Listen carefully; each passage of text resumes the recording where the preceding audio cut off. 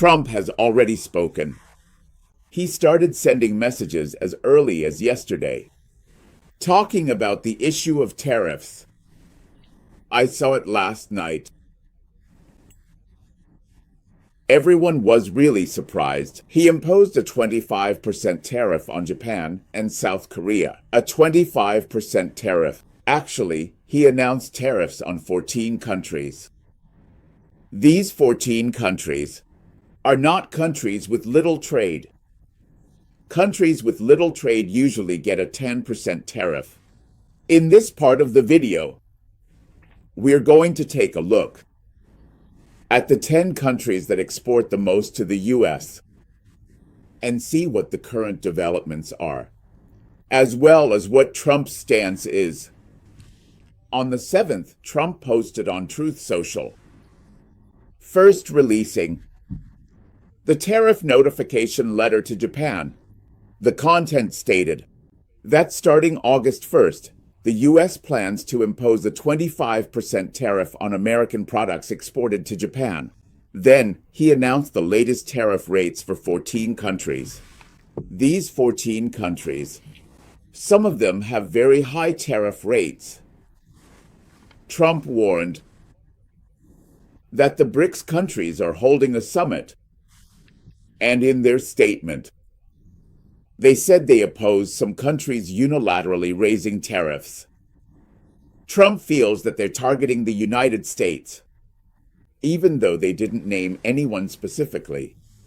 He said that anyone who supports the BRICS countries or supports BRICS alliance countries that go against U.S. interests will face an additional 10% tariff. That really scared those people. This time, the BRICS meeting in Brazil is quite unusual.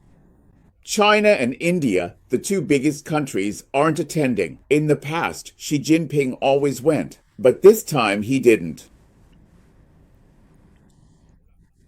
Let's take a look at a letter to see what Trump wrote.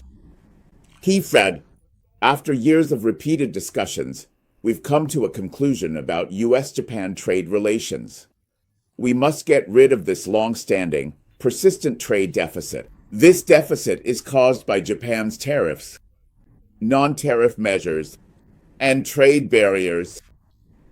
Our trade relationship has failed to achieve reciprocity.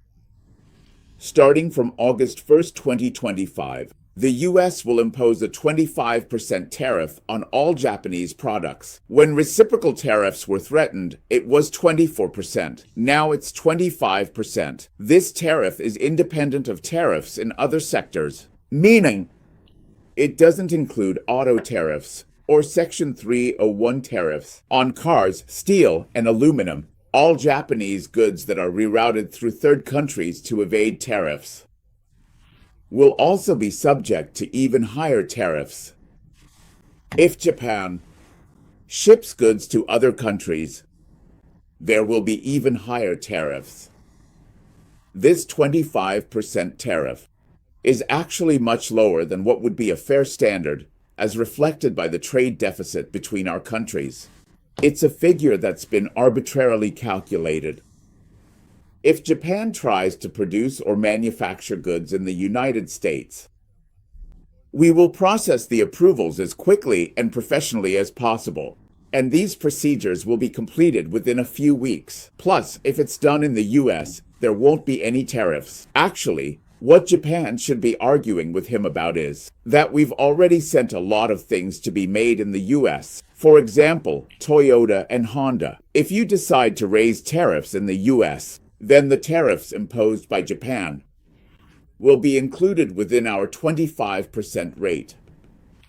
The U.S. tariff measures are a response to Japan's years of tariff and non-tariff barriers. These barriers have made our trade deficit unbearable. These deficits pose a major threat to the U.S. economy and national security. There are a few things we want from Japan. This includes the specifications for automobile safety standards, food standards, and then the import of food, including rice. U.S. Treasury Secretary Benson was interviewed by American media outlet CNBC. The United States will make an important announcement within the next 48 hours. He said that many people who were originally tough are now afraid. Yesterday, my inbox was once again flooded with proposals. The next few days are going to be very busy because those people don't want the U.S. to impose high tariffs on them. Benson said that the tariff notification letters sent by the U.S. are not an ultimatum. All we can say is, we appreciate your willingness to trade with the United States. We welcome you as a trading partner. But the tariff rate you have to pay. This is the tariff rate you will have to pay. Unless you want to come back to the negotiating table, you should make some concessions. That is, if you have any way to open up your market and reduce the U.S. trade deficit with you. Otherwise, these will be your tariffs. He said he would meet with Chinese and other officials in a few weeks. If China is willing, we can work together. Will this expand from trade to other areas? That is, will it include agreements in other fields? So, what are those? They are non-tariff barriers, market access, and these areas. All right, as for Japan's response, Trump sent letters to 14 partners. The tariffs for two countries have increased. Japan and Malaysia both face a 25% tariff. Japan's Minister for Economic Revitalization. The chief negotiator went to the U.S. 7 times, but couldn't reach an agreement. He suggested making huge investments to increase U.S. product exports and reduce the trade deficits between the two countries. But Trump still said their trade in cars and rice was unfair. The car specifications make it impossible for American cars to compete. For example, requiring a bowling ball to be dropped from the 6th floor, and the car roof must not cave in. This is impossible to achieve. Actually, that's not the case at all. Trump often says things that have no basis in fact, and they don't buy rice, imposing tariffs of 500% or even 700%. On the 8th, Japan held a meeting to decide how to respond. For South Korea, it's 25%. The South Korean Ministry of Industry believes that this letter essentially extends the grace period for reciprocal tariffs to August 1st, because it's not immediate. You can still negotiate before August 1st, so let's talk about it for now. They will adjust relevant laws and regulations to address demands for lowering non-tariff barriers. It's the same thing. It's about lowering standards so that American products can enter more easily. What do we mean by standards? Let me give an example. Isn't there a debate in Taiwan about ractopamine pork? Actually, in the U.S., pigs are allowed to be fed ractopamine. But in Taiwan, that's not allowed. So American pork can't be imported. Earlier, during Tsai Ing-wen's administration, ractopamine was allowed. But actually, very little pork with ractopamine has entered Taiwan. Let's take a look at the tariffs. The minimum is 25%. The major countries trading with them, these two are the real big players. Japan and South Korea. Both Japan and South Korea at 25%. Malaysia and Japan both went from 24% to 25%. Their attitude is tough. This chart shows the minimum is 25%. Kazakhstan and Tunisia are at 25%. South Africa is at 30%. Bosnia and Herzegovina is already at 30%. Indonesia is at 32%. I thought Indonesia would get some benefits. Indonesia is 7% higher than them. Now China is at 30%. This one is even higher than China. Indonesia, 32%. Serbia. This one has it the worst. Bangladesh. Bangladesh, 35%. Are you out of your mind? The goods Bangladesh exports to the US are very cheap textiles. They make dense and coarse products, like underwear and so on. The US would never make these things, so why are you charging such high tariffs? Why are you charging Bangladesh 35%? Thailand is also in a tough spot, 36%. Thailand's industry is also very serious. Higher than the mainland, this is impossible. Cambodia thinks it can. 36%. These two are very serious. Laos and Myanmar. 40%. The highest rate is now 40%. The country that day, the threat to them is 48%. Laos.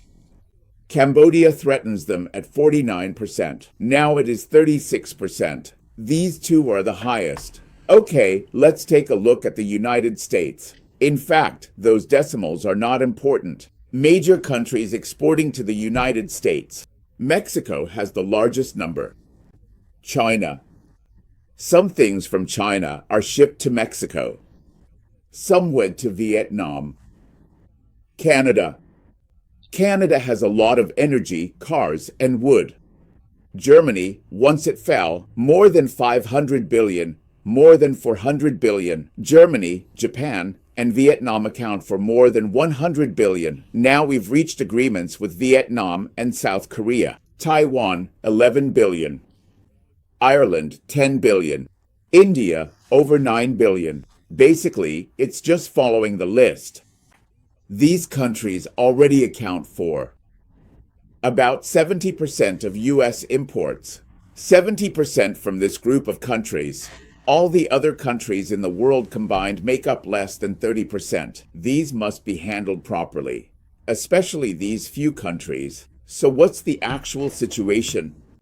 The top three countries, Mexico, China, and Canada. These three countries account for over 150 billion. The total U.S. imports are 3.2 trillion. These three countries make up 45%. If you can't sort things out with these four countries, there's no point in talking. Mexico sells auto parts, machinery, and electronics. China is electronics, machinery, and toys. Canada is minerals and energy, auto parts, and machinery. These are the top imported items. All right, let's review the progress of the negotiations. Actually, Canada and Mexico have the USMCA. United States, Mexico, and Canada. There's a duty-free agreement and a free market agreement. A tripartite agreement review. Mexico is scheduled in the fourth quarter of 2025 to initiate a USMCA review with the US and Canada. Negotiating border immigration, drug smuggling, and illegal factors. Those things. Mexico is willing to talk to you. Steel quota. Are you thinking of importing steel quotas to replace tariffs? This is very important. If the tariffs are so heavy, many of Canada's products need to be imported from Canada. Otherwise, your cost will be very high. Many other products are made of steel and aluminum. Steel within the quota can be exempt from tax or taxed at a reduced rate. Any amount exceeding the quota is still subject to Trump's 50% Section 232 tariff. Canadian Tourism Association. Canada has a lot of hydroelectric power. That hydroelectric power is used to produce aluminum. Aluminum production uses a lot of electricity. July 21st. If an agreement can't be reached with the U.S., providing financial assistance is an option the government is considering. They are prepared to print money, all in order to make progress in the negotiations. Canada has put on hold its digital services tax on American tech giants, like Amazon and Google. They're trying to reach a new agreement before the July 21st trade negotiation deadline. Canada has already suspended the digital services tax. They actually believe there's a good chance. But for Canada and Mexico, the most important thing is whether the free trade agreement between the US, Mexico, and Canada, whether it still exists. If it still exists, then how should taxes be collected? Currently, the tariffs between Mexico and Canada are the highest on steel and aluminum, up to 50% for automobiles if they're not part of the USMCA, meaning not included in that agreement. Oil and natural gas are taxed at 10%, and there are also Section 232 exemptions in practice, which means there are tax exemptions or preferential rates. China has already reached an agreement on rare minerals. A preliminary agreement was reached in London in June. This includes China opening up rare earth exports, while the US maintains a 55% high tariff. That's how it is. China agreed to two things. First, it imposes a 50% tariff on China, and China imposes a 10% tariff on it. That's the first point. The second point is that China opens up heavy rare earths to it. And as for it, China is now opening up its heavy rare earths to the global market, allowing for increased access and trade. The US gives China three things in return, namely the engine for the C919 large aircraft, EGA, software from the three major EDA companies, and F-18. In mid-June, the two sides reached a framework agreement. It's estimated that it's just a matter of implementation now. So what about Germany? German politicians are calling for a quick agreement to be reached, because right now they're threatening to impose a 50% tariff on the EU. There is internal opposition in Germany to making a hasty decision before the deadline, with Social Democratic Party members of the European Parliament saying the EU shouldn't sign an agreement under pressure from Trump, especially one that isn't legally binding and whose terms are unclear. The end result would only benefit the United States. There is quite a bit of internal opposition among them to rushing this matter through. It's the Social Democratic Party. Currently, EU exports face a 10% tariff. Now Trump is threatening them, saying that if an agreement can't be reached, the tariff could go up to 50%. So how much tariff does the EU impose now? Steel and aluminum, 50%. Cars, 25%. Let me tell you, you basically can't buy European cars in the US. They're just too expensive. Most other goods are at 10%. Originally, they talked about 20%. If the negotiations fail, it's 20%. At that time, but Trump threatened if there's no progress by July 9th, he might impose a 50% tariff. So originally, the worst case scenario was a 20% tariff, but now it could become 50% because of your bad attitude. Your really poor attitude. Fifth place is Japan, so let's skip ahead. How much is it for Japan? Let's take a look at Japan's numbers. Japan, right here, over $150 billion. Now Japan's trade deficit. Its trade surplus with the US isn't that big. Sixth place is Vietnam. They've reached a framework agreement, so it's a good deal for Vietnam, 20%. Now we can see, among the major trading countries, 20% is already pretty cheap, because Vietnam has zero tariffs on US goods. Anything from the US can enter freely. It's no big deal. Is the US going to buy rice and put Vietnam's rice industry out of business? Vietnamese rice is the cheapest. It's even cheaper than Thai rice. If you re-export Chinese goods, there's a 40% tariff. The US imposes zero tariffs on exports to Vietnam.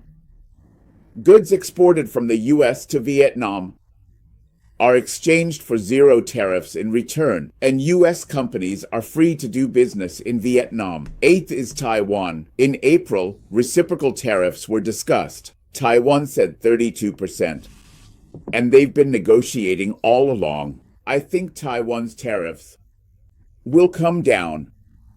How much will they drop? If Japan and Korea are at 25%, Taiwan will be at most 20% because Taiwan will make a lot of concessions. Except for agricultural products, 15% to 20% for Taiwan. I'm waiting for this to happen. Once this is done, when Taiwan comes out, it will be the final round, and the Taiwan stock market will rise again. Ireland is very important because many pharmaceutical companies are in Ireland. They hope to reach an agreement before July 9th. That's the 9th one.